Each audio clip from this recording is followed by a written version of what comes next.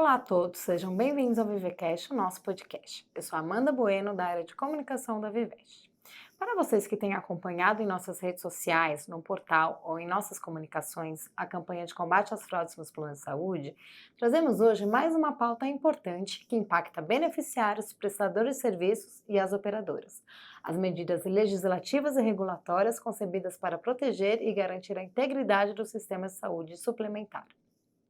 Cada vez mais, esses serviços têm desenvolvido um papel vital para promover a qualidade de vida de milhões de brasileiros. No entanto, a ocorrência de fraudes representa não apenas uma ameaça financeira, mas também um sério obstáculo ao acesso equitativo e eficiente aos cuidados de saúde. Para conversar com a gente sobre o assunto, abordando leis específicas que visam a prevenção e detecção de fraudes, até regulamentações que buscam punir os responsáveis, convidamos a nossa gerente de produtos e controle de saúde, Rose Sampaio, e o advogado especialista em Direito na Saúde e presidente da Associação Nacional das Administradoras de Benefícios, Alessandro Acaiaba de Toledo, que tem mais de 20 anos de experiência no setor de saúde suplementar. Esse episódio será dividido em duas partes. Fica agora com a primeira delas. Sejam bem-vindos ao Vivecast, Rose e Alessandro. Eu agradeço a presença de vocês aqui com a gente. Para mim é um prazer enorme estar aqui. Agradecemos o convite também, amor.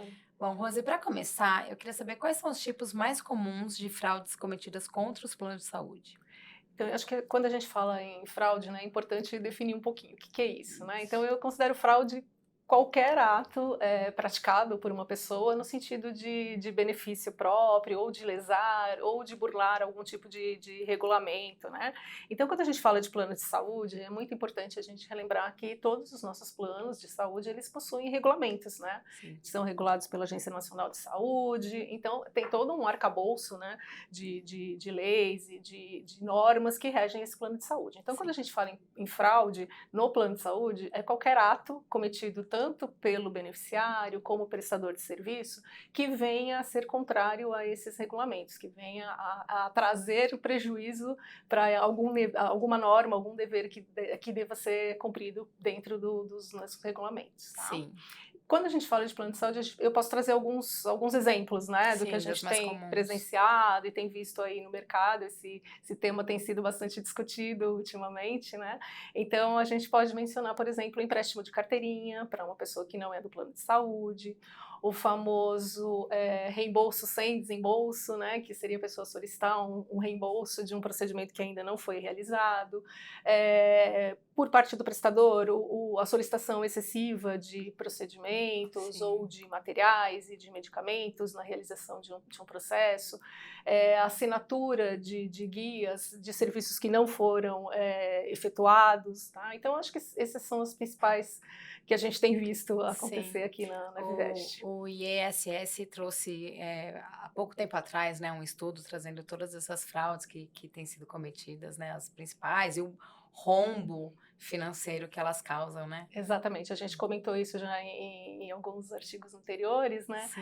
Essas fraudes, elas acabam trazendo prejuízo para o plano de saúde, né? Então, de forma geral, as pessoas acabam utilizando procedimentos que não estão previstos no plano de saúde, e isso traz um prejuízo para todos que fazem a utilização do plano. Todo o sistema, Todo né? o sistema. Todo o sistema, não só o Exatamente. beneficiário, como também, aliás, não só a operadora, como também o beneficiário, Exatamente, né? exatamente. E, Alessandra, eu queria saber como que as regulamentações governamentais abordam a questão das fraudes nos planos. Veja só, como a própria Rose disse aqui, né, existe todo um arcabouço jurídico regulatório para quem atua na área da saúde suplementar e também do SUS. Sim. Né? Independente de qual seja setor público ou privado, você tem uma série de regras que precisam ser cumpridas. Né? E o descumprimento dessas regras, ela enseja em diversas situações o cometimento de fraude. Sim. Né? Então você tem dentro da ANS resoluções normativas, instruções normativas, súmulas que ditam quais são as responsabilidades, tanto de operadoras e também dos próprios consumidores na utilização do plano. Né? A Rose colocou aqui que todo descumprimento de uma norma dessa pode acarretar uma tipificação de uma fraude.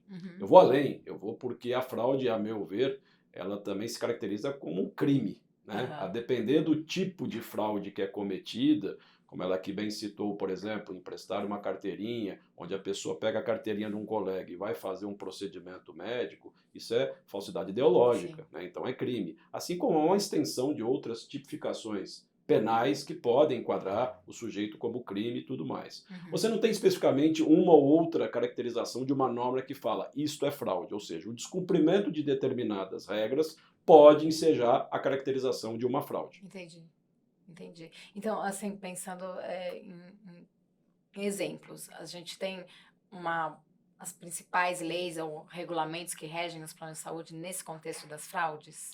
Nós temos, né? Na verdade, nós temos, por exemplo, e aí eu digo aqui também que quem comete a fraude, né? Você hoje tem também a criatividade para quem está utilizando por mal a sua capacidade criativa, ela é imensa em relação à questão da fraude. Cada dia nós estamos descobrindo novos tipos de fraudes e cada vez mais audaciosas, né? Então, quem comete a fraude? Quem comete a fraude pode ser tanto o consumidor, os exemplos aqui que a própria Rose citou, e outros tantos aí, em que ele solicita 2 notas fiscais, numa consulta médica, por exemplo, ele ter direito a uma integralidade do reembolso, ou seja, uma complementariedade do valor do reembolso, ou seja, o reembolso, digamos, é R$500, o valor da consulta o valor do reembolso é 200, então ele pede 2 notas fiscais para tentar chegar próximo do valor integral do reembolso. Isso é fraude. Quem comete fraude nesse caso? Eu acho que tanto a pessoa que está recebendo esta nota, como o próprio médico que emite essa nota. E aí você tem fraudes também cometidas na área médica, por exemplo, eu quero deixar claro e registrado, para que não haja uma interpretação enviesada contra a classe médica, até porque eu entendo que o médico, para mim, é uma das profissões mais ilustres, mais bem-vindas, né, que salva vidas, que necessário, cura, dor e tudo mais. Eu estou falando daquelas pessoas, dos profissionais, maus profissionais, que cometem isso de uma maneira sistemática, ou seja, aquele que está autorizando a sua parte administrativa a emitir 2 notas fiscais, muitas vezes até auxiliando o próprio paciente a fazer isso. Existem também dentro de uma clínica, por exemplo, a subscrição de procedimentos, primeiro, que não são necessários, segundo, que, ainda que necessários, não foram realizados. Isso também é o cometimento de uma fraude, né? E é sempre importante dizer que, muitas vezes, se coloca que as operadoras estão preocupadas por causa do prejuízo financeiro e tudo mais. Sim, elas estão, mas eu entendo que a preocupação é muito maior para os consumidores de bem, aqueles que utilizam o plano de saúde na sua regularidade, dentro das regras e tudo mais. Quando o coleguinha vai e comete uma fraude, o prestador médico comete uma fraude, isso volta para ele lá na frente como reajuste do plano. Então, ele vai pagar essa conta. Né? Então, essa é a preocupação que eu acho que tem que residir quando o assunto é fraude. Quando a gente fala de todo o rombo financeiro, todo o prejuízo milionário que tem aí para as operadoras, que acaba chegando no bolso do consumidor. Impacta nele, né? Exatamente. Eu brinco que se as pessoas, você falou que elas usam muito a criatividade, eu brinco que se elas usassem a criatividade que elas usam para esquema fraudulento, para coisas boas, né? Exato. Nossa, a gente teria muita evolução por aí, né? Exatamente, exatamente. E a fraude, como eu digo também, não só uma questão do ponto de vista regulatório, infrativo, como do ponto de vista criminal, muitas vezes do ponto de vista civil e também do ponto de vista trabalhista. Né? Nós temos aí, inclusive, empresas tomando providências quando elas identificam, obviamente, que há o cometimento de fraude pelos seus funcionários, uma demissão por justa causa, certo? E os tribunais têm dado guarida, né? Têm dado voto a favor desse procedimento. Por quê? Porque, na verdade, no fim do dia, quem paga esta conta do seu funcionário é o empregador. Né? Então, na verdade, ele está prejudicando a sua empresa também e tendo um desvio de conduta, além de tudo, ética. Sim. Contra o trabalho, contra a empresa, contra o plano, né? Contra tudo, né? É só em benefício próprio, né? Exatamente.